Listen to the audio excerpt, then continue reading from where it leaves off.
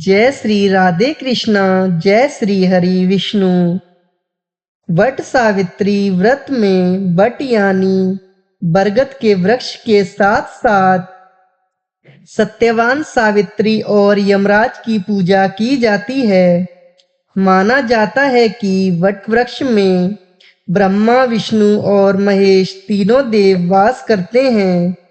अतः वट वृक्ष के समक्ष बैठकर पूजा करने से सभी मनोकामनाएं पूर्ण होती हैं। वट सावित्री व्रत के दिन सुहागन स्त्रियों को प्रातः काल उठकर स्नान करना चाहिए। इसके बाद रेत से भरी एक बांस की टोकरी लें और उसमें ब्रह्मदेव की मूर्ति के साथ सावित्री की मूर्ति स्थापित करें। इसी प्रकार दूसरी टोकरी में सत्यवान और सावित्री की मूर्तियां स्थापित करें। दोनों टोकरियों को वट के वृक्ष के नीचे रखें और ब्रह्मदेव और सावित्री की मूर्तियों की पूजा करें। तत्पश्चात सत्यवान और सावित्री की मूर्तियों की पूजा करें और वट वृक्ष को जल दें।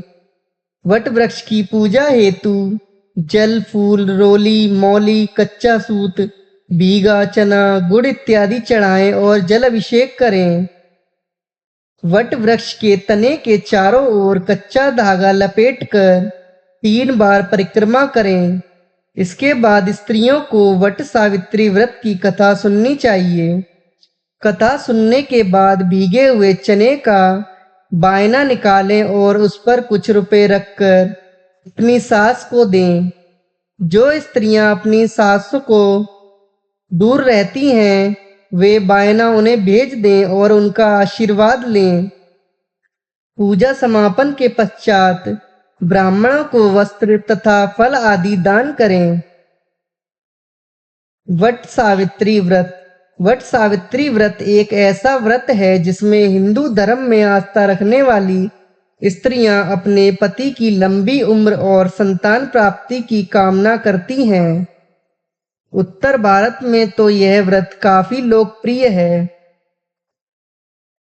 दरअसल इस व्रत को ज्येष्ठ मास की अमावस्या और इसी मास की पूर्णिमा को मनाया जाता है। वट सावित्री व्रत कथा।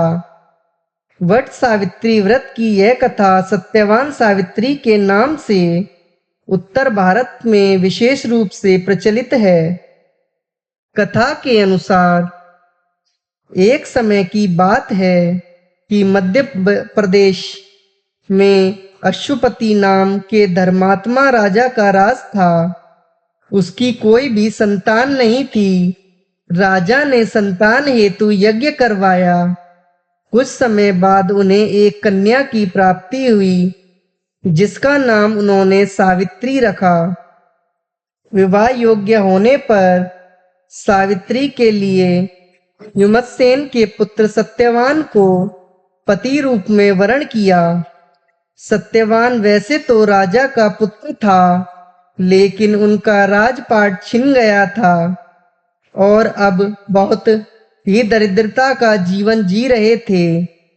उसके माता पिता की भी आंखों की रोशनी चली गई थी। सत्यवान जंगल से लकड़ियां काटकर लाता और उन्हें बेचकर जैसे तैसे अपना गुजारा कर रहा था।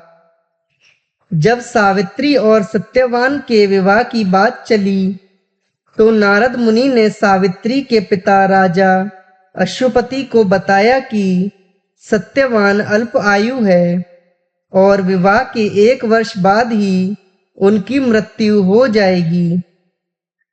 हालांकि राजा अश्वपति सत्यवान की गरीबी को देखकर पहले ही चिंतित थे और सावित्री को समझाने की कोशिश में लगे थे।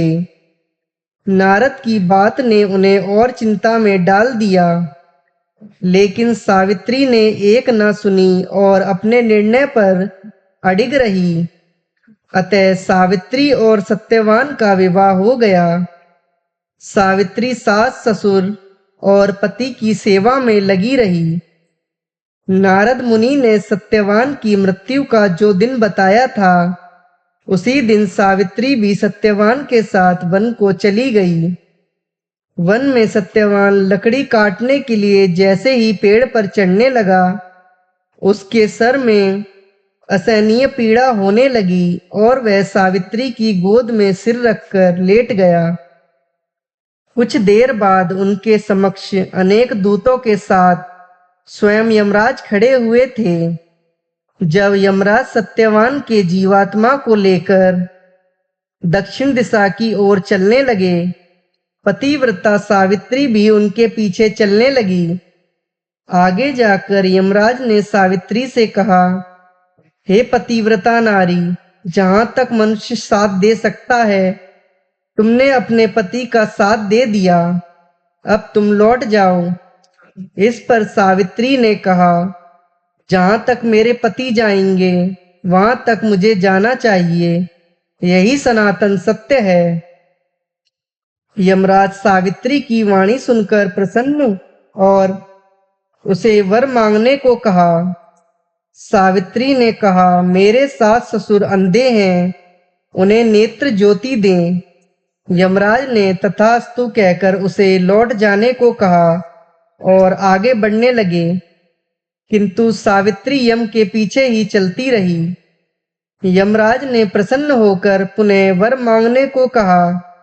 सावित्री ने वर मांगा, मेरे ससुर को खोया हुआ राज्य उन्हें वापस मिल जाए।